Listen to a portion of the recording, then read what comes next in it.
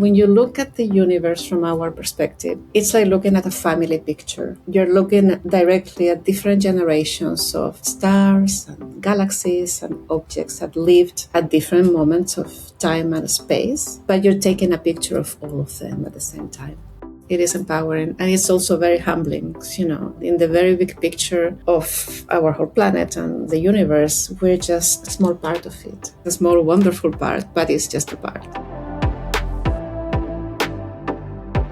Hello and welcome to the Conspiracy of Goodness podcast. I'm your host, Dr. Linda Ulrich, and I'm also the co-founder of the mothership website of this podcast over at the Goodness Exchange.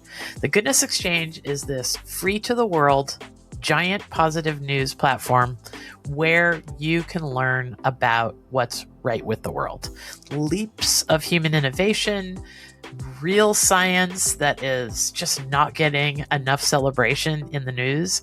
On and on it goes. Innovators who are thinking fresh thoughts about some of our most intractable problems. And in this podcast, we are interviewing some of those incredible thought leaders.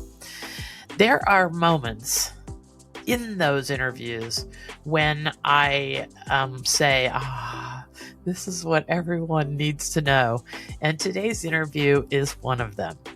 Okay, so the background on this is that I really believe there are moments when we humans are listening. We're not just focused on the negative noise. I know we all say it's bumming us out, but just recently there was a lot of the Northern Lights happening over the United States, and I heard from every corner incredible joy and awe coming from ordinary people who were lucky enough to see the Northern Lights, even in some southern climates in the United States. Well, that's a moment when we're all still listening. And today's guest is going to help us understand those moments and see a lot more of them in our lives. Dr. Macarena Garcia Marin is an astrophysicist with the European Space Agency and the project scientist for the James Webb Space Telescope at the Space Telescope Science Institute. We're going to go into the giant telescope if you haven't heard a lot about it, but it's allowing us to see light that began its journey billions of years ago. I mean, way before humans ever looked up and wondered. So, what moves me about this topic is that she and her colleagues, it's not just about the Webb telescope showing us about galaxies and cosmic history, but what it reveals about us is so beautiful. Our patience, our humanity, our willingness to collaborate across nations and generations. Well, it's really about this giant question that's larger than all of us. And the Webb telescope demonstrates the best in humanity. And, Macarena's own story begins with the night skies over the Canary Islands. So that's a very inspiring part of this interview, too. And she's this amazing, ordinary person you'll soon see who is helping to guide an instrument millions of miles away that reminds us of something really important right now, that the universe isn't finished and neither are we. Everything is a work in progress, and that makes me feel a lot better about our times. In a world that often feels really hurried and fractured, this work that Macarena is doing and all her colleagues offers us something very rare: perspective and steadiness. A quiet invitation to remember that we belong to a story far older and far more beautiful than today's headlines. So welcome, Dr. Macarena Garcia Marin. I am so glad to have you on the podcast. And I'm so happy to be here. Thank you so much for inviting me and for sharing this wonderful time. Well, I got to tell you, most people that listen to podcasts regularly know that I always have a pre-call with my guests just to establish a rapport and kind of give a general framework. Because our goal here is to put your work in the best possible light, and I couldn't possibly guess that. So I have to tell folks that with every passing minute when I was talking to Dr. Marin, can I call you Macarena? You can call me Maca. Everybody calls me Maca. It's easier, Okay, and Maca. it's what I'm used to. Yeah. Okay, great. So, the longer we talked that day, the more I thought, oh my gosh, what if people had access to scientists who could communicate as well as you do? I felt like I just had Thanksgiving dinner with a neighbor who was really smart and knows a bunch of stuff that I don't know. Was so looking forward to this interview because I want people to have the same feeling. Thank you. I'm looking forward to it too. Now, I hesitate to even say this, but I'll bet you a lot of people know that the Webb telescope is a big deal, but they don't know that much about it. First, just give us a general idea to make sure everyone listening understands the gravity Yes. of the Webb telescope. So, in a nutshell, Webb is the most complex and sophisticated space telescope we have ever built and launched to space. It is about 1,000,000 miles away from Earth, orbiting, always protected from the Earth heat and shine with the sun shield, and it observes in the infrared. And infrared, the light has many different components. The one we're used to it is the visible, which is what we see with our eyes. Infrared, it's a type of light we don't see, and that tells us a story about the temperature of the objects. So you can see things that are very cold. And it also allows us to see the very old universe, because when the very first galaxies started emitting light, photons, those photons were emitted in the visible, and then they travel in space and time in a universe that is actually expanding. So, in that expansion, if you think of the light as a wave, like a slinky, that it has this shape, if you travel in a universe that expands, the slinky gets stretched. So it moves from the visible to the infrared. And that's why you need an infrared telescope to observe these very ancient and primitive galaxies. Otherwise you wouldn't be able to. And then you can see everything from there to our solar system. Right. So, like, light is on a spectrum and we can only see one little part of it. And then there's all this other information that we would be unaware of without instruments like the Webb telescope. Exactly. And for a more daily things that we're more used to, many people have had an X-ray where you can see your bones. Many people understand ultraviolet, so the microwaves. So these are all different parts of light. And that's why you need different telescopes that observe in many different regimes to get a full picture of what the universe is. If we use us as an example, as humans, with X-ray you can see your bones. With the visible, you can see the light reflected on your skin. So you need all those components to understand the whole picture. Whole picture. Yeah. And then there's the whole thing about time and the way light travels. I'm sure most people that are listening to this podcast probably know that, when we are looking at light coming from a very, very distant source, we're looking back in time. Give us a little layman's coaching on that concept. The concept is light travel takes time.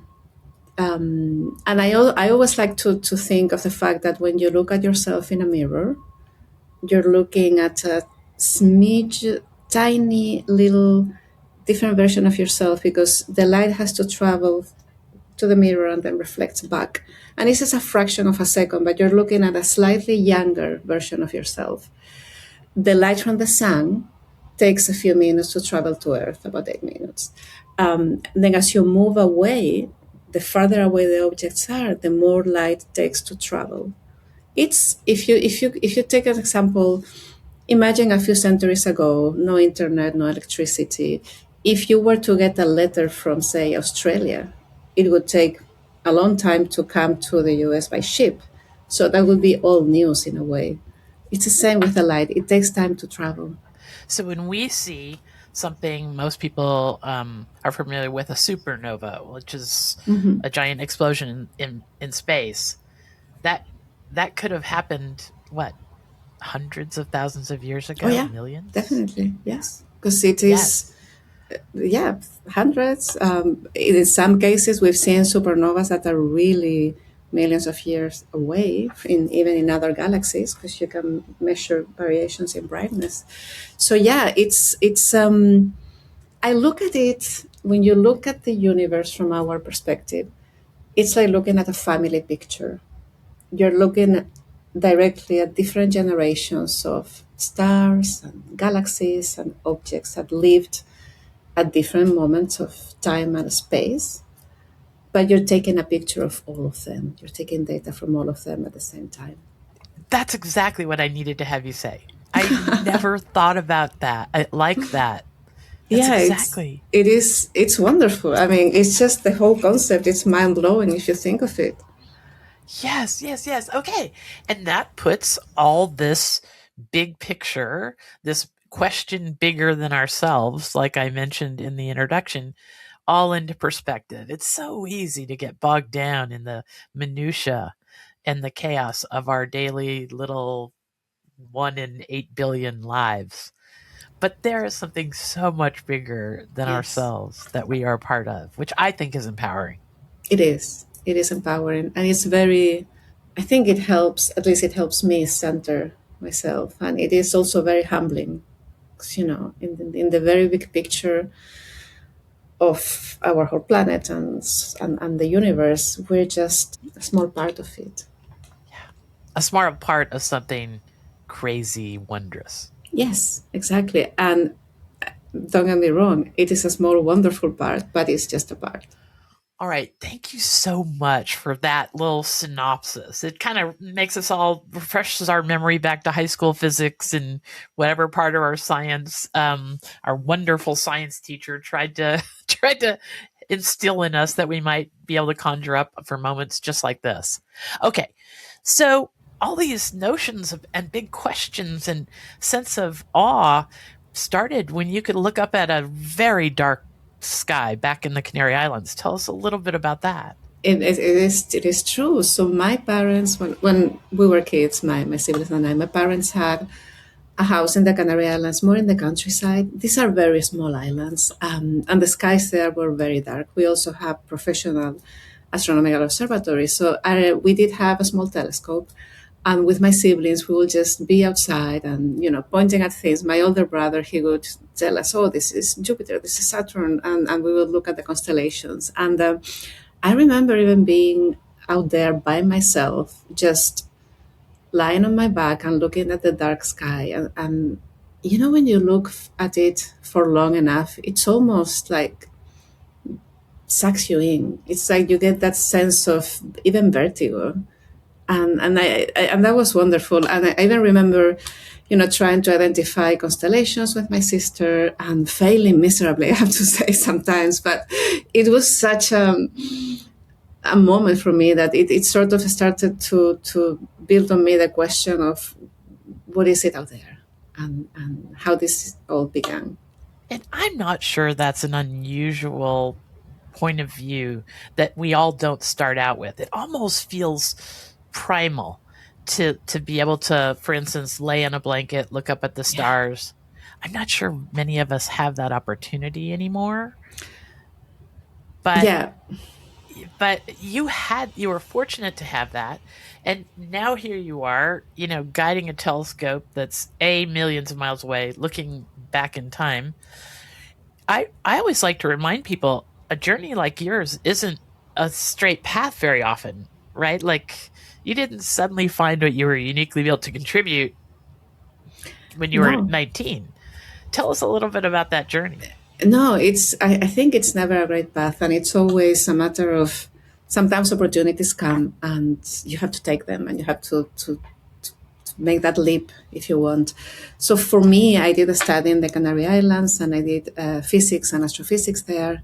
And then I had the opportunity to go and do my postdoctoral degree, my PhD, my doctorate in Madrid, in the mainland. And I was lucky enough that my PhD supervisor, he was part of the JWST project. He was a Spanish copy I for one of the instruments. And that opened a great door for me to actually do science during my PhD, but also get engaged on the not the design per se, but at that moment I was doing simulations on what is the instrument going to see when we have it, because at that point we didn't even have the instrument built; it was just a concept. So that was great, and that put me in a really good position to then jump into a postdoc position in Germany, to the University of Cologne, where they were building a small component of the instrument, but that gave me the chance to join what we called back then the testing team. So it was a team that integrated and tested the instrument before sending it to ESA, and then ESA will send it to NASA. ESA, the European Space Agency. And then after that, there was an opportunity for the European Space Agency to join the agency and come to Baltimore, where I'm based, to work at the Space Telescope Science Institute. And again, I applied and I was lucky enough to get it, and then I came here. But all of these little steps, they are also life-changing decisions. You leave in my case, your little island, you leave your family, then you build your own family, you move to another country, you then move to another country. These are all things that require, I guess, flexibility and trust in the fact that things will be okay. Thanks for sharing that. That's insight number one. In a world that can feel very scary, I'm not sure people are telling their kids or their young adults to take those chances anymore. Everybody wants to get it right the first time. They're afraid not to be perfect the first time, it's huge, isn't it? It's huge. Nobody's perfect and everybody makes mistakes. Yeah. And these were risks you were taking. I'm sure you had a few choices in front of you. Yeah. The other thing I think your story illustrates, I was just talking to I have a daughter who's an engineer, and we were just having a conversation in front of the fireplace last night about a phrase. There was an amazing guy named Pascal back in the 1600s, and he used to say, chance favors the prepared mind. So luck isn't just luck. It's going to visit you if you've done your homework a bit. Yeah. And I'm sure along the way you were seeing the opportunities. You were looking for the path. Talk to us a little bit about. Yeah. I agree. And, in life often there are different paths and different choices and different chances you may get. And I think it's also a decision, not only for me personally, it was not only about my career, it was also about my family. I'm married, I have 2 children, so it was always a matter of how do we make this work for all of us, and make something that will put all of us as a unity in a good place to actually keep thriving. So yeah, often it's, as I said, it is a leap of faith. Moving to a different continent with 2 little kids, it was great, it was fantastic, but you have to do it. Yeah, there's that balance of risk and reward. Okay. Mm-hmm. So we've covered like the general stuff we need to know about the Webb telescope and why it is such an amazing human creation, and a little bit about how you got there. Talk to us a little bit about the things that we're learning that we had no idea. This is the whole thing. Back to my comment in the opening about we're not finished. We're not finished. The universe isn't finished. This is all a work in progress. Tell me, just to kick us off here, a few little insights that were aha moments for you since the Webb telescope went live. So just following up on the whole idea of what the telescope does, part of the why it was designed and launched is because we wanted to look at a time of the universe we had never looked at before. With the Hubble Space Telescope, we have looked back until a certain time, and then there was a gap of we didn't know what was there. And then other missions like COVID, they saw what we call the cosmic microwave background. And that you can think of it as the afterglow from the Big Bang. But that sort of in between, it was very much unexplored. So with Webb, we started looking at that part of the time. And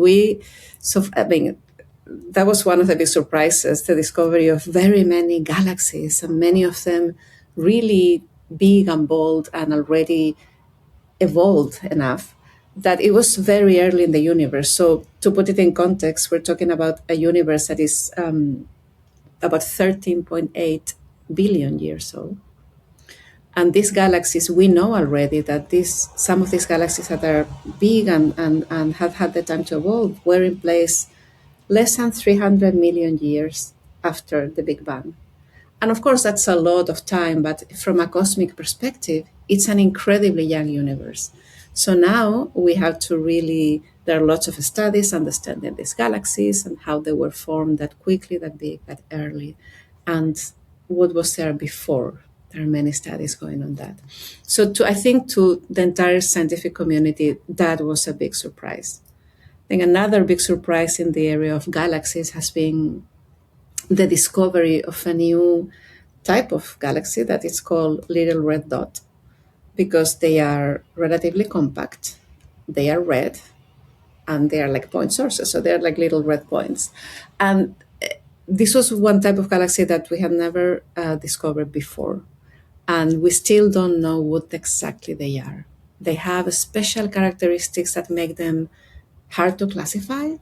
And so now, again, many researchers are looking into what are they? Are they a phase in the life of galaxies? Are they a combination of a black hole surrounded by gas? What are they really? So that has really energized the community of galaxy studies.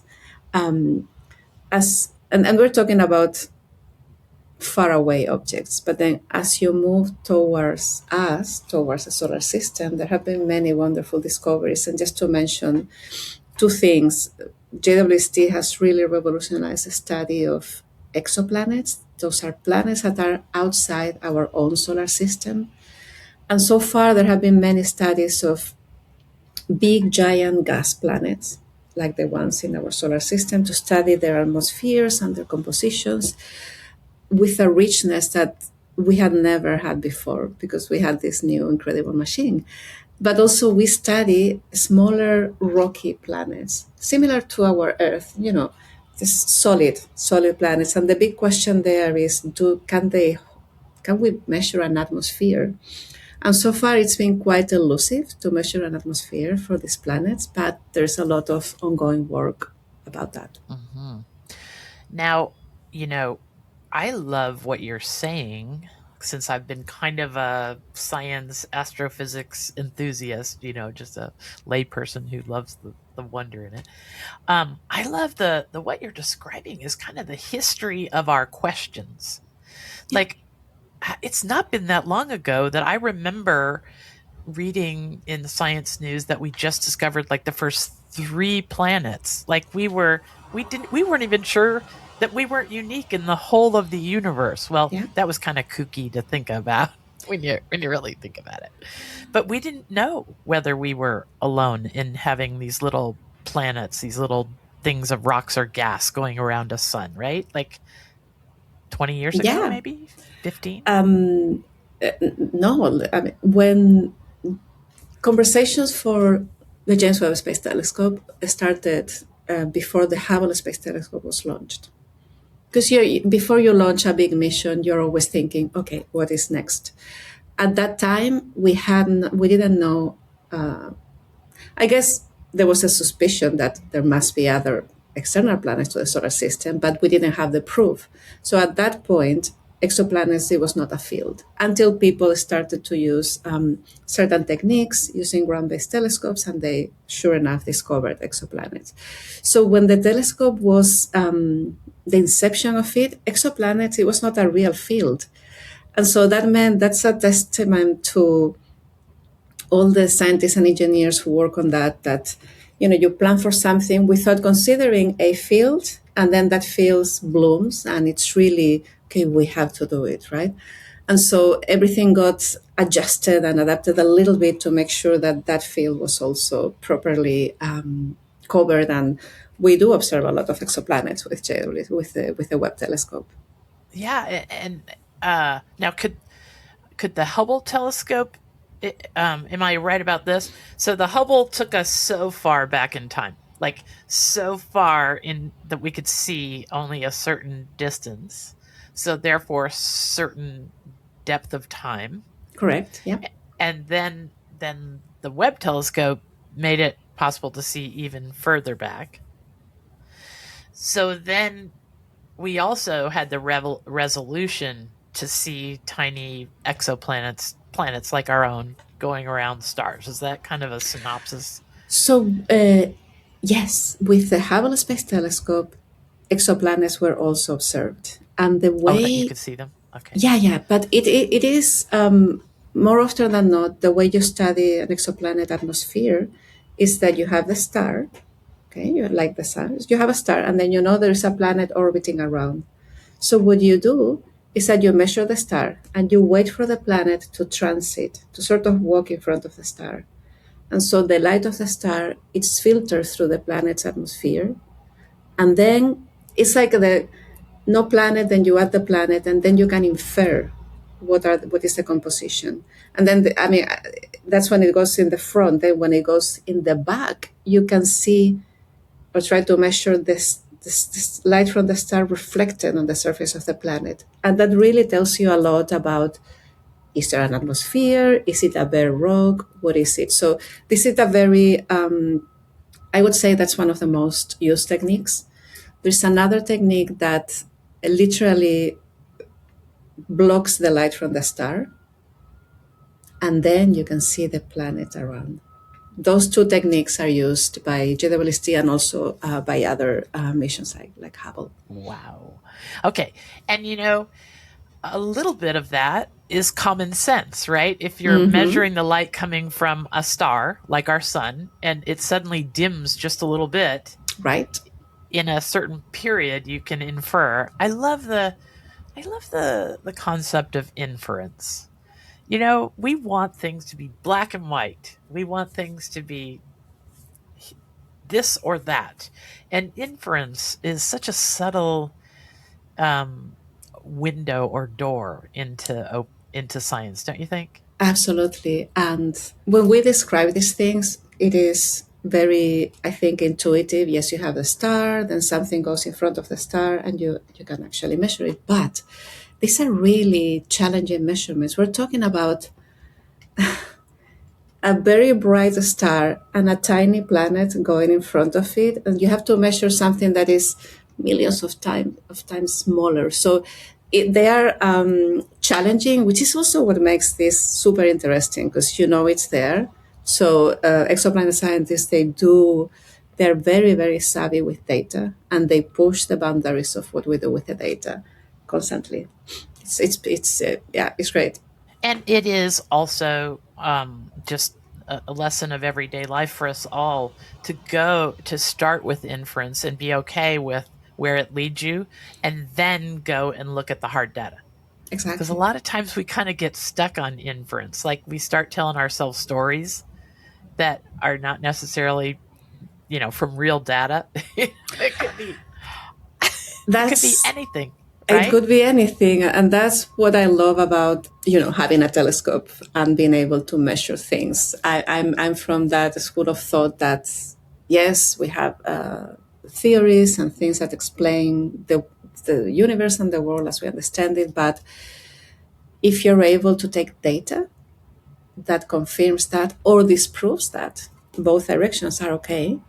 I think that's great because then you have the tools to actually being able to have a strong statement about your theory. And I think what I learned from our pre-call and what you're sharing with us now is that, we don't have to marry an outcome.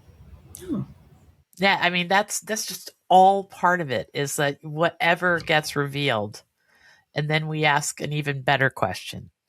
And then we dive in there and we get revealed maybe not what we thought at all, and and that's a good way to live our lives. It's a little less certainty, leaving room for serendipity. Are there any funny stories that you've got where you really, really, really thought it was going to be this way and then it was that way?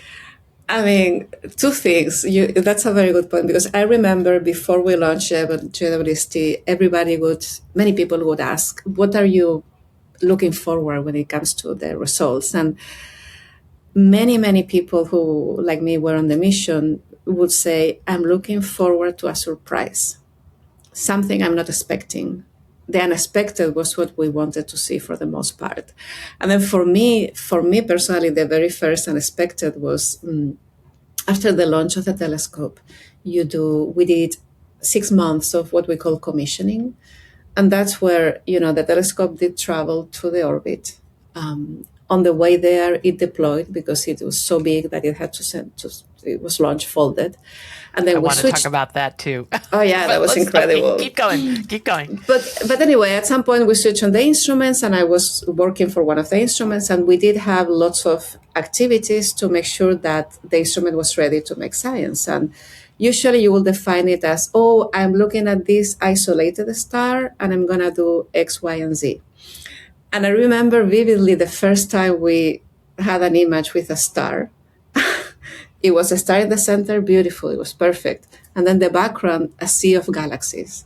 So there is no isolated star. And often you wanted to have an isolated star and there was a galaxy in the back. It was like, get out of here. So again, a testament to the incredible sensitivity. There is no empty image with JWST. We always have galaxies in the background. That's a metaphor too. Mm-hmm. Right? You go in there to see, I want to see that star, the whole star, nice and big. And then there's that thing you see behind it. Yeah, which a sea of things. I mean, we were a whole other... That's a whole other galaxy with billions of stars in it. But I mean, and a whole other intellectual journey for somebody. Absolutely. Absolutely. And I mean, we would joke constantly that, oh my gosh, I have another galaxy photobombing my data. And that is the wonder, and that is probably what keeps you all going. It's such a beautiful thing. Okay, I have to get practical here because I do want to talk to people a little bit about, it's also okay to know a little bit about a lot of different things, and I wanted to share some books with you because I have I've made a habit of reading 3 or 4 books deep about a lot of subjects that I'm curious about. Neuroscience. Have you ever heard of the book called The Man Who Mistook His Wife for a Hat Rack? No. It's about one of them. It's a wonderful book by a guy who was one of the leading neuroscientists at Harvard. Anyway, I pulled out some books and I got Macarena's okay to show them to you because this is how I learned just enough to just sit here with this big, giant, goofy smile on my face when Maca is talking. Okay, so the first person we both agree that anybody could look up on the internet, if you haven't heard of him already, is Carl Sagan. I mean, very inspirational. Yeah, and he's kind of the father of science communication. I think he was the first guy to just come along and just touch people's hearts by the words he chose, and the wonder he chose to share. So Carl Sagan, this is not the book that we would start with. What book did you say? Oh, the red dot, right? The pale blue. The pale blue dot. Yeah. The pale blue dot. I got to tell people. Sometimes when I couldn't go to sleep when I was a businesswoman and I was like too much rumination, I would think of that image of the pale blue dot. It's breathtaking. I would fall asleep with the image of the pale blue dot. Go look that up, folks. Put Carl Sagan, pale blue dot, the image you'll see. It's so much wonder. Another book that I think you could probably read that could get you a little bit deep enough to understand a lot more than Macarena and I will have time to talk about is this one. Everybody's probably heard of Stephen Hawking, one of the greatest physicists ever. And this book, Black Holes and Baby Universes and Other Essays, he just goes topic by topic and really puts things in a mind-bending way. And then here's one. You and I are both big fans of the physicist Richard Feynman. Feynman, yes. Oh my gosh! And this one puts physics into an understandable little package too. So anything by Richard Feynman that was sort of written for the average person like me, those books you're going to enjoy. And here's my recent beside my bed book, or beside my coffee cup. This is Neil deGrasse Tyson. I'd say he's probably the the follow-up person in the world to Carl Sagan as far as science communication. He is an amazing man. Look him up, Neil deGrasse Tyson. But this book, Just Visiting This Planet, is very funny.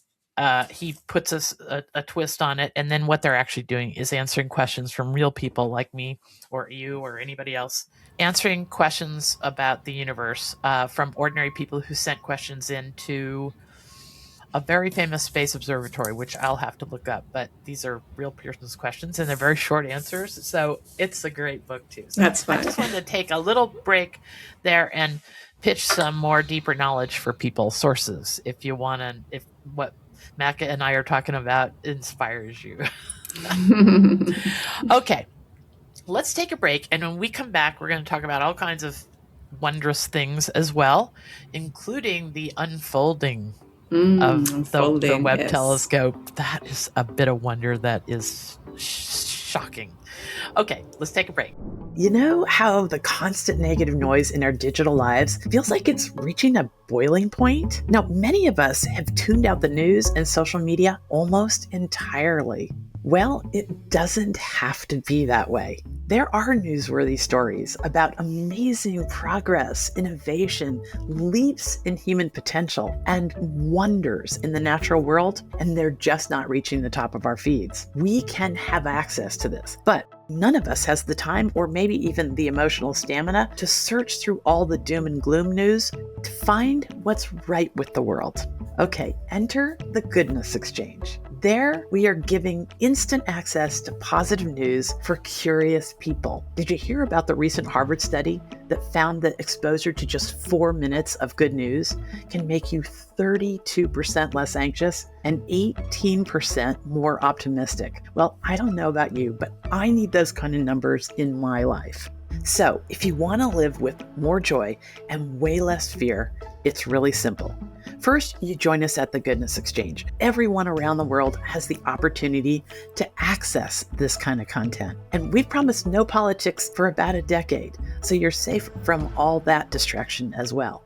Second, you allow this new, more positive, balanced worldview to put a spring in your step again. It can change the way you react to your kids, your coworkers, everybody you come in contact with. And the stories we write about can make you the idea person in your circles. These challenging times call for us to wake up and take control of our perspective. The people who use the Goodness Exchange have the ability to react to the harshness of the world much different because they know way more about what's right with the world. And that's a resource. So subscribe to the Goodness Exchange, our YouTube channel and the podcast, and use this content to live a more expansive worldview. It is still an amazing world out there, and you can be a part of it. Welcome to the Conspiracy of Goodness. All right. I am just so full of wonder by the things we're talking about, and I wanted to share with people and have you elaborate. One of the most important documentaries I've ever watched on PBS is called Nova Ultimate Space Telescope. Ultimate Space Telescope. If you look up PBS documentary with the Nova programming, wow! Chuck and I, my husband and I, watched that documentary, and there were 288 places where that whole process of unfolding the telescope could go wrong. Over 300, actually. Oh my gosh. It's more than that, yeah. And in that documentary, they did such a great job about presenting the human experience. Yes. Of all the people that were a part of creating the Webb telescope, which we haven't even talked about, but this generational and cross multinational cooperation. We get there. Let's start with, tell us a little bit more about this, get people excited, and I'll send them to that documentary. There'll be a link to it in the article that goes with this. Great. Talk to us about how Webb got out there. Webb is very big. Okay. The primary mirror is 6.5 meters, about 21 feet. The sun shield, fundamental to protect the telescope from the radiation and the heat of the sun and the earth. It is, give or take, the size of a tennis court. So that is really massive. So of course, to launch it in a rocket, you have to fold everything. And that's the main reason why there were so many single points of failure, things that could go wrong, because after launch and as it was traveling to its orbit, it had to unfold. It had to unfold, and the unfolding was a very tricky process that was thoroughly tested in the ground. And it was very slow. So initially you had to it was launched like people used to call it the origami telescope, and then it unfolds like a transformer. So initially the pallets with the sun shield would deploy, and then the sun shield layers would be released and then extended and then separated and tensed. Then the one part would elevate the tower, as we call, and then the primary mirror would unfold, and then the secondary mirror would deploy. So there are animations online from NASA and other companies where you could see by the minute what was planned to do when. And I swear to you, with plus minus 10 to 15 minutes, things were pretty much spot on. It was impressive. So all of that, the reason why that worked so well is because there was many incredibly thorough testing campaigns in the ground. So when you want to build something that complex, you have to make sure things will work. And when you only have one chance to do it correctly, you have to make sure that your mechanisms and processes and even the order in which you do things and how long do things take, they are very well tested and very well executed. And this comes with challenges because out there in space there is no gravity. So for something like the sun shield, we couldn't test it in no gravity conditions. So that added complications. But so that process started shortly after launch, and it took a couple of weeks. And I think it was 29 days or 30 days after launch, it was fully deployed and injecting in the orbit. And we didn't have a camera to see any of this, but across a telescope, there are thousands of sensors. And those sensors, they send information to Earth, to our operations center here in Baltimore. And we can translate things like temperatures and voltages and currents into what is the telescope doing right now. So we did have a mock model of the telescope that will read all that information and translate it into this is what the telescope is doing now, which was fascinating to see. Well, so it that's was a the very thing. intense. I'm telling you, that documentary is like a 2 bowl of popcorn movie. It's really something, and you get to you're rooting for all these folks on the ground because, as Maca said, they can't see what's happening. They're just waiting for a certain signal that it did happen correctly. Exactly. And so everybody's on the edge of their seat. Ooh, I've got goosebumps remembering it. Okay, so I want to just reiterate: there'll be an article to accompany this podcast interview over on the Goodness Exchange. Big giant platform, free to the world, where you can read about the things we're talking about and more, and find links to everything that Maca and I are talking about. So head over there. It won't be on Spotify or Apple Podcasts. It'll only be on the Goodness Exchange with this beautiful article and some excerpts too, and a really nice breakdown so you can go to the parts in this interview that you want to hear again. So then there's the whole problem of this thing is not just stationary in space. It's going 17,000 miles per hour or something. It's moving while it's doing all this. It's moving because you have the sun, the Earth, and then the telescope is out there, and it moves. If you draw a line between the sun and the Earth, it moves around that line, and it moves around the sun in a year. And it's always the sun shield always faces the sun, and it protects the telescope. And at the same time, we do have solar panels that are used that have to be constantly exposed to the sun, and we get energy from there. So to give you a sense, the part that is exposed to the sun, the temperature is not quite boiling water, it's a little bit less than boiling water. The other part, after the 5 layers of the sun shield, we are hundreds of degrees below that. It is incredibly, incredibly cold. And a testament to human ingenuity. Absolutely. I mean, Yeah. All through that documentary, my husband and I kept going, like, who thought of that? Wait. We're talking thousands of people working in different aspects of. I think they talked about some people who'd spent their entire lifetime in science on this one project. They were hired back in the idea phase and we're still with it. I mean, These projects, it took decades from inception to launch. And I have spent my professional career for the most part working for this mission and doing science. Mm-hmm. Yeah. And that's a testament to the best that's in humanity as well. Yes. Like, gosh darn it, I'm always telling people, you got to protect your worldview with as much energy as you put towards making your abs nice and hard. We got to worry about our worldview as much as we do our abs. Yes, I agree. Yeah. And it's this sort of thing that reminds us of all the possibility that's in humanity instead of our shortcomings. Yes. And I love that you're saying that, because designing and building this observatory, it was one of those hard things, right? That had to work, and there were many challenges on the way and all of that. And it is a testament to I think it's about 20,000 people who work in different capacities throughout many years.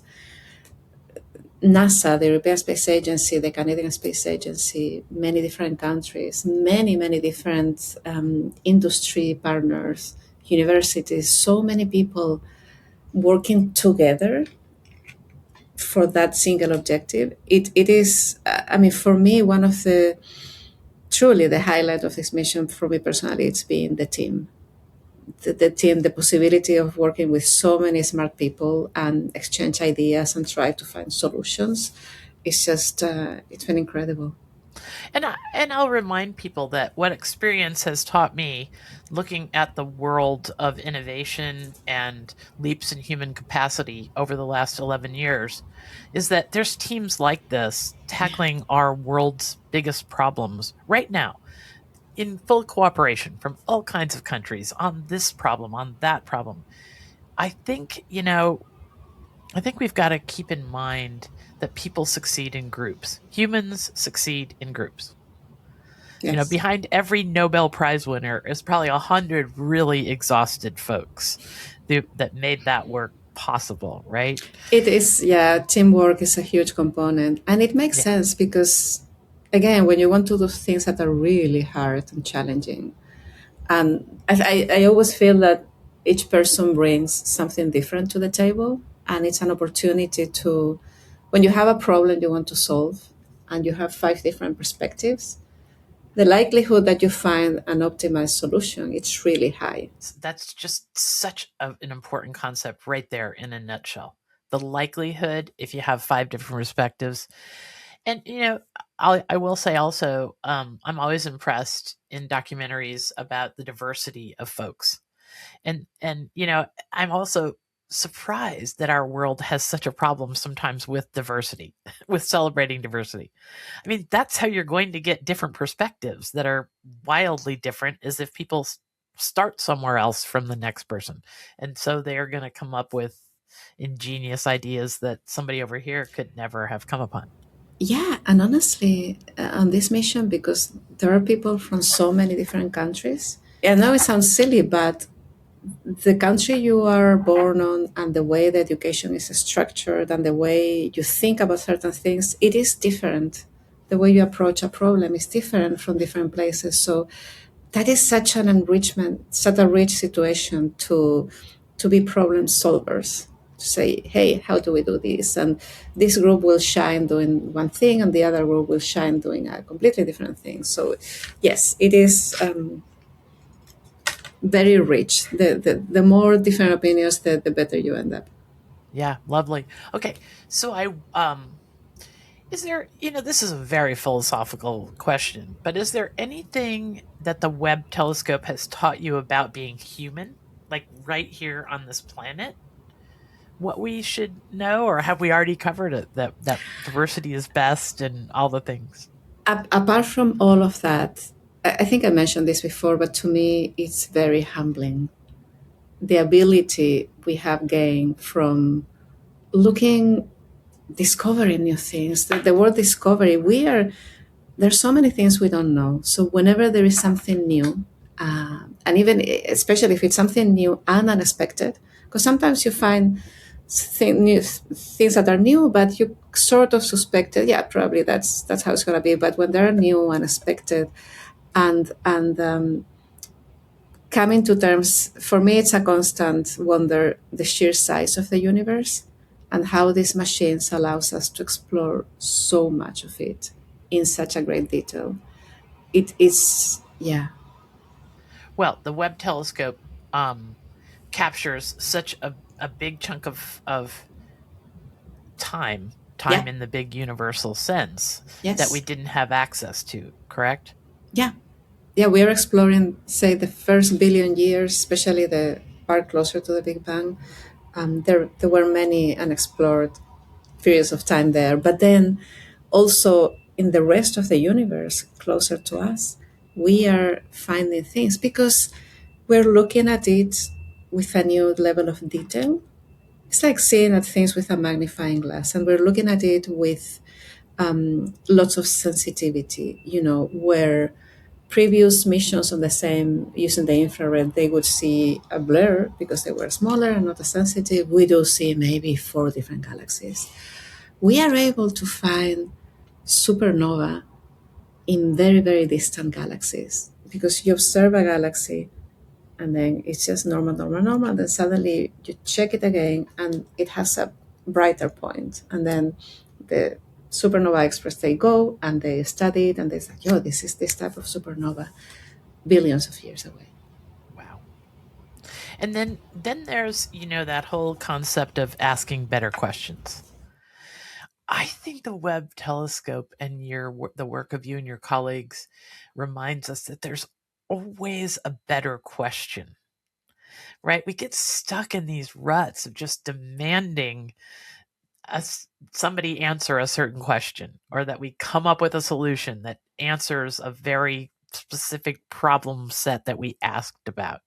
But the Webb telescope now gives us so much more information that our questions are better than they would have been. Yes, and actually, with every answer we get to the question that was formulated, usually what you get are more questions.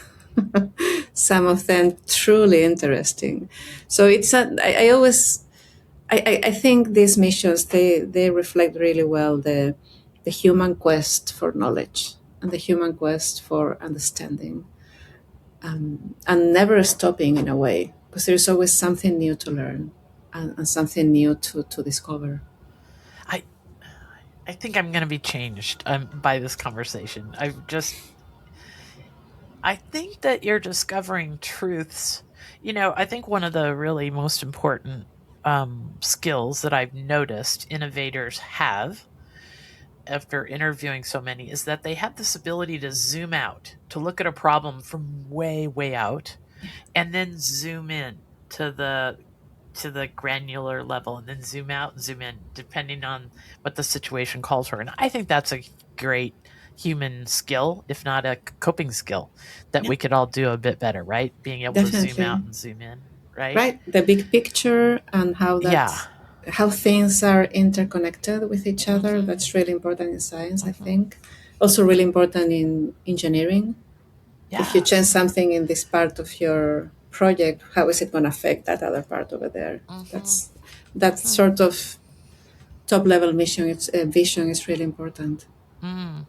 And it's part of that collaboration. Maybe somebody's on the granular level and somebody else Absolutely, you always need is. people, yeah, doing both things. Yes. Right, exactly. Okay, well, it's just about the holidays when we're doing this recording. Just before the Hmm. Christmas holidays. And I'm going to remember that zoom out, zoom in thing when going gets tough around here. Okay, so what I wanted to do was have some time to kind of ask for some sort of short answers to some wonder questions, I'm going to call them. And, you can take as much time as you want, but let's go through 3 or 4 of those just to sort of wind down here but get some real stuff on the table. Okay, here's the first one. Okay. What one mind blowing truth about galaxies, because I know you kind of have a specialty in galaxies, right? Yes. Yes. Okay, what's one mind-blowing truth about galaxies that you think every curious person should know? That each galaxy has billions of stars in it. Each of those stars could potentially have planets around. Each of those planets have the potential to be habitable or to host life in some sense, or not. We don't know. But we're talking about billions and billions of possibilities out there, both in space and time, that I'm pretty sure your audience knows. But I find that concept big and bold and overwhelming in a way, the amount of possibilities that we have out there. So that's one fact of galaxies that I really, really like. Right, and of course you can't brush this close to the topic of the odds are that there's that many planets. Then you can't. We're so close to the topic of whether there would be life out there besides us. So that's the next question. Yeah, and I want to refer people to this great interview I did with Jill Tarter. It's episode number 128. It was right after she retired from being the director, largely the founder of SETI, which is our whole planet's quest to discover whether there is intelligent life in the universe. Not life, not microorganisms in the dirt in Mars, but she was in charge of this organization called SETI from its inception that was looking for intelligence, at least our level or more intelligent than us. And that is a very interesting interview. If you want to look it up, I'll put a link to it in the... Yeah, and so folks can look for episode 128. She's amazing. Back to Carl Sagan. She's the person that he wrote the book Cosmos. Oh, really? About? Yes. Yes, I've read that book. Yeah. Yes. Yeah, the movie with oh gosh, Jodie Foster. Sorry, with Jodie Foster. I'm sorry if you heard that. The movie with Jodie Foster and Matthew McConaughey. Yes. If people haven't had a good look at that quadrangle, Jill Tarter, it's her life story. It's an amazing story and really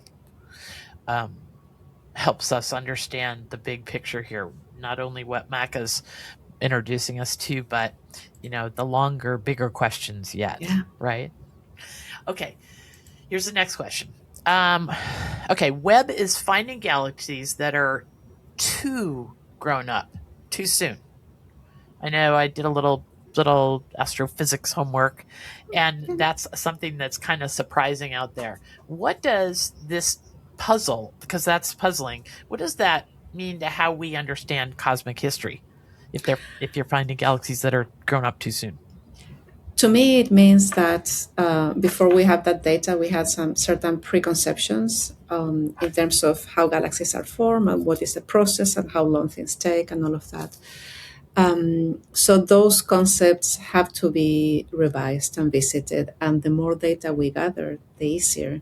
So, there is an intimate relation between observational astronomy and models.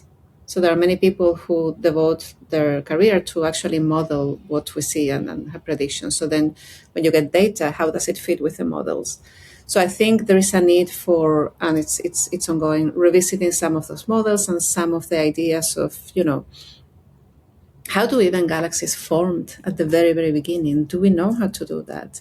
So it is a window of opportunity to get all this new data and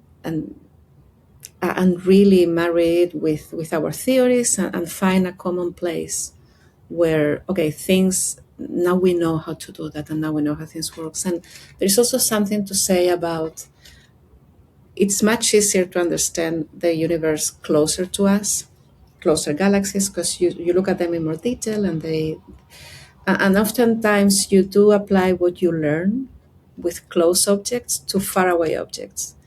And that is not necessarily always true, because we're talking about over 13 billion years of cosmic history, and the environment is different, things are different. So there's also to that, like things that we assume that were the same throughout the story of the universe maybe they are not. So yes, that's a very pointed question, and you're absolutely right. We still have to properly study and define how galaxies were formed. Hmm. And redefine our assumptions constantly, or be Yeah, oh willing. yes, that's always I'm be sure willing. in Yeah, science, we all just kind of, like I said, marry an outcome. We're willing to stake our claim on this interpretation of how things are. And I think that's a great metaphor for everyday life for us all, too. Is that if you're constantly looking deeper and deeper into things, you're going to peel back the onion and find your yeah, assumptions were all wrong at the beginning. and honestly, that's okay because you do your Yeah. best with the information you have in hand. Yes. And then when you get more information, it's okay to revise and be critical with yourself. And I Lovely. think that's very healthy. Okay, here's another one. If someone asks you in 30 seconds, why should ordinary people care about galaxies? What would you say? I would say because we live in one galaxy. That's part of our life. Our little solar system is in one of the arms of the Milky Way galaxy, and it's part of it. It's like studying your neighborhood or maybe your continent. So it is, I think, the reason why many of us really relate with astronomy and beautiful images is because it touches the very fundamental questions of how did we get here? What was the process for humans and our planet and everything? How did it all came to be? And that's very much linked with the fact that we're part of a galaxy. And then within that galaxy, it's like, you live in a country or in a continent, and that determines things. But then your own house, that will be your solar system, determines many other things. So it is part of what we are and who we are in a way. Right. I love that, equating it to knowing your neighbor and your neighborhood better. Yeah. And we don't. And very often we haven't taken the time to explore it even. Yeah. And Yes, I think it's really important to not only for this type of science, but doing fundamental science, it ends up impacting our society in positive ways. Yeah, I think this whole question of whether we're engaging with the wonder that's right there. I mean, this book is just full of wonder, and we're not engaging it. We, on the one hand, we complain about how negative the internet is and its influence on our digital lives, but Neil deGrasse Tyson is sitting right there, front and center in Barnes and Noble. How I got this book was I walked in, I had time to kill in Barnes and Noble, and it was the first shelf, the first thing, center when I walked in. And, I tried to remain curious enough to pick this book up and walk out with it. Like, that's how we get to a level where we can truly appreciate what Macarena and her colleagues are doing and just let it fill our cup every day. Now, that reminds me, are there ways that ordinary people can connect with the Webb Telescope project? Oh, absolutely. Every day. Okay. So if people go to the nasa.gov/JWST, that's Okay. where all our press releases and blogs with information and activities and beautiful imagery, that is all there for everyone to see. There's no, no fear or anything. It's just there for public service. And it's a wonderful resource. And we put there lots of interesting news and interesting facts about the telescope. Mm-hmm. I would encourage people to go there. It's like institutional knowledge. You know how every organization has some nuts and bolts institutional knowledge that are important to share with new people? That's the way I look at the Webb Telescope. That's the stuff that it makes possible to ordinary people to access to the public has. It's like the institutional knowledge. Yes, there are many ways to engage. You can go to the website. You can follow social media channels that are, coming from the source, so to say. So yes, it's easy enough. What would you give? What kind of advice would you give young explorers? Like any of us? Okay, I'm not young, but any of us who are new to this, that this comes as a inspiring moment, or for that matter, well, that's two questions. What kind of advice would you give people that say aren't under 20 about just feeling more a part of what's being discovered and all the wonder that's in our universe? Would you give anybody any advice? I think first is to connect with the resources. I mentioned the NASA.gov website. We also have at Space Telescope Science Institute a series of talks. It's called Deep Space Dialogues, and that's in YouTube. And again, it's very easy to connect. And the Deep Space Dialogues, you always have a person expert on a particular field, and it focuses on the science of the mission. There are internship opportunities. There are lots of materials online where people can learn, but also for young people who are studying, high school, middle school, whatever it is. There are ways where you can engage your school to actually do activities like that. You could have an astronomy club. We have resources for that online. You could have, depending on where you are, you could explore if there are institutions around that would be willing to send someone to give a presentation. There are internships options. So I think there are many career paths to explore. And, we would talk before about we live in the era of the internet and the connectivity. There are many, many good resources and things you can trust on the internet that are at your fingertips and available. I'm looking at the videos on the Deep Space Dialogues. Oh, they're wonderful. Incredible. They are really good. It's really looking like something I'm probably gonna. I've started a new habit since I was a dentist for 37 years, and since I retired 6 months ago. And that's part of my wonder and curiosity is that I got to spend time with 40 people a day, and I just saw people in such a wondrous light every day, the crazy things people know about that I didn't know about. And when I look at something like this, it does remind us that as much as we complain about the internet, it's there for the taking. I get up at 5 a.m. and I spend every morning about an hour and a half before my husband gets up, and I call it my learning time. And I look at videos like this. I listen to podcasts from scientists about anything under the sun. So we'll make sure to link all these things. Another really interesting documentary that is more recent that NASA produced about the mission is the Cosmic Dawn documentary. That's also available online. Yes. Beautifully done. Make sure.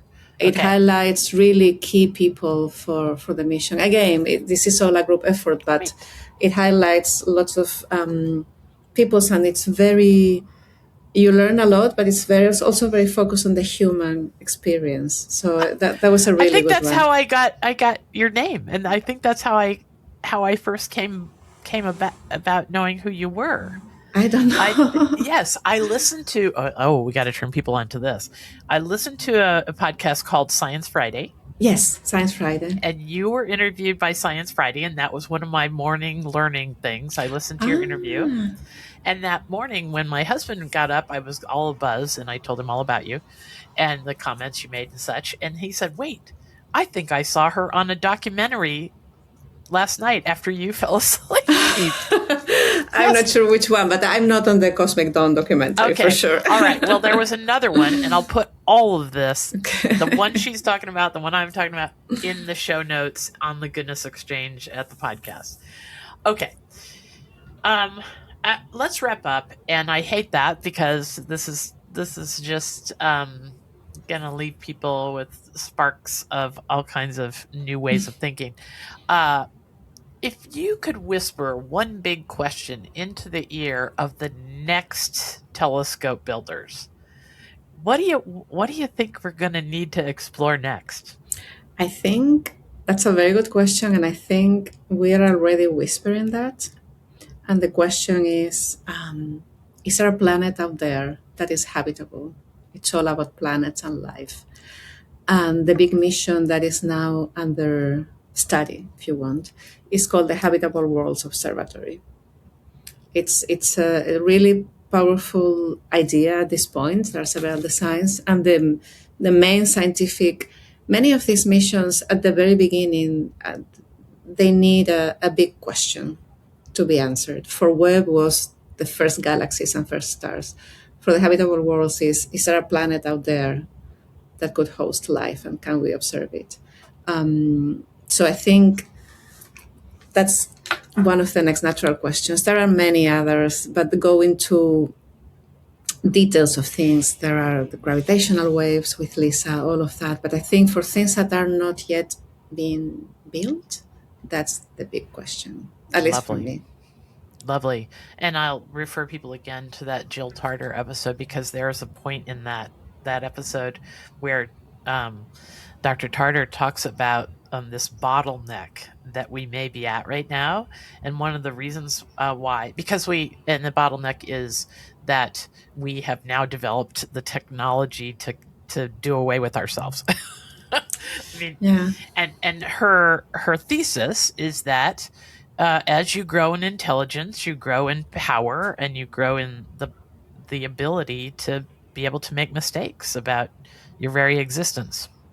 And I think that's why we all have to, the society has to be very engaged and very knowledgeable of, what's out there. How should we use our science and technology the right way, if you want, to help humans? Mm-hmm. Yeah. And her thesis is, if we find intelligent life as intelligent or more than us, then we know it's possible to get through the bottleneck. And that's hopeful. It is hopeful, all right. Yeah. Yeah. Okay. So as we wrap up here, what do you really wish people knew? If this interview had just been 2 or 3 minutes and you would have had to boil down some of your most important things that you use every day to keep a positive attitude, to keep your curiosity on high, what do you really wish people knew? I wish, well, not people knew, people know very many things. I wish we would all keep the ability of being wondered by things like when we were kids, and the excitement. I think it's really important to be excited about things. And that thing can be different for any person, right? But for me, it's excitement of new data and new questions and new challenges and what are we doing next and all of that. But for any person, I think, is to find the question that centers you and that inspires you to have this wonder in your life. Lovely. Lovely. I have to say that recently the knowledge that we've gained through the Webb telescope and the little deep dives that we've done just sitting in front of the fire or watching the bird feeder has inspired us to, when we travel, we look for what's called dark zones. Yes, dark skies. Dark skies. There are places all over the United States, I'm sure in Canada too, North America, that are designated dark sky zones. Yes. And you can look those up. So if you're headed to, let's say you're headed to Las Vegas, I'm sure that's not a dark sky zone. But there's probably some place within 200 miles of there where things are meant to be dark, and and there's always an astronomy club there. Yeah. Many national parks. Zones. Yeah. Yes. Dark skies are beautiful zones, and it is really experience to be in a dark sky region and just look up.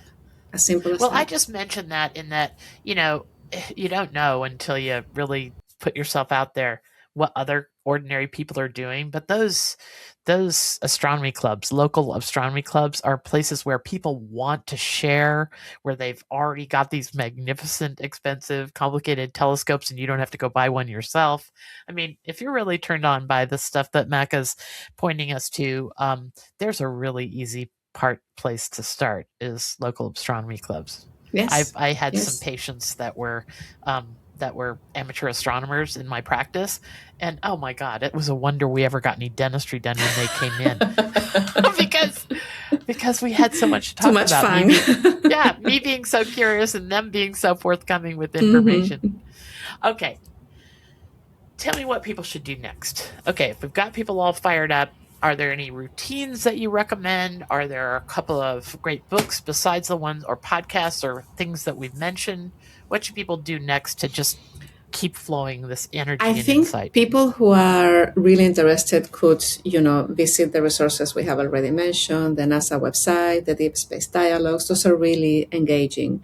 For science in general, I do listen to podcasts. I love listening to TED Talks. They are short and beautifully done. I love this podcast called Ologies. I don't know if you're familiar with it. It's so well done, and it's not about astronomy. It's about in general science and really interesting questions. So again, there's a lot of information out there, but mostly, I wish we all had the time to, well, if you live in a place that is not too cold now and that you can just go out tonight and look up if possible and see how the sky looks like, and share with your family, your neighbors, your friends, talk about these things. It is really interesting, and it makes for a really good exchange of ideas. You may start talking about the stars and end up talking about who knows what. It doesn't matter, as long as the conversation keeps flowing. And it is these conversations beyond the ordinary mundane stuff that ties us together. I'm going to leave folks with one more little story. About 3 or 4 years ago, I've come from a family farm in Illinois. My brother lives on the farm with his kids. My sister, her kids are a lot younger. She lives on the farm, and we take our kids back to visit every summer in August. And there was a summer when the space station was going over, really with routine. And my sister, we don't have any special telescopes or anything, but she found the right website, found the right descriptions, and every night we would go out in this really wide open, Illinois is just one giant sky, And as a whole entire family, we would bring lawn chairs and sit on the edge of this dam, this big levee, and have the world as our oyster and watch the space telescope. So the little kids, everybody was looking and looking. Everybody would be excited. We would talk about, imagine what those people are doing up there. They're looking down on us. It was the preamble, the 15 minutes before we could see it, and then it was the 5 minutes we could watch it go over, and then all the wonder that we would talk about after. And then we would just go back to our homes, I have a cabin on that farm. But we were all changed every single time we did that. And our bonds were deeper, and we knew each other a little bit better because of the questions we were each asking and the comments we were making. There's something so special about being outside by night, just having meaningful, interesting conversations with your family and friends. Yeah. Yeah. And have to be. No, it doesn't. Yeah, and today, for people who are really interested, I mean, we all have, or most of us have phones, and people have tablets. So there are free apps that you can start on your phones, and then if you point to the sky, it will tell you what's the constellation there, is there a planet there, and it's very engaging and entertaining. And they use red light.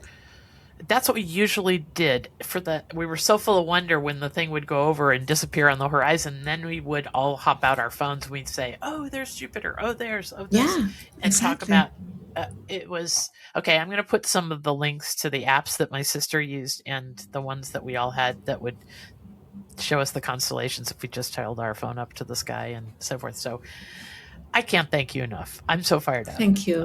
You're just such a great communicator about all this. I thank you for making it something we can touch and we can feel connected to. And I hope everybody goes away from this interview asking better questions and searching out the next little corner of wonder. And we, at the Goodness Exchange, we're going to provide you with every single link that we can think of in the article about our wonderful guest. Maca, thank you so much. Thank you so much for having me, Linda. It's been really wonderful. I appreciate it. Okay. Everybody have a great week. I hope that the things that Maca and I have shared will give you some inspiration to think big and do bold things and enjoy this beautiful world of ours. Thanks.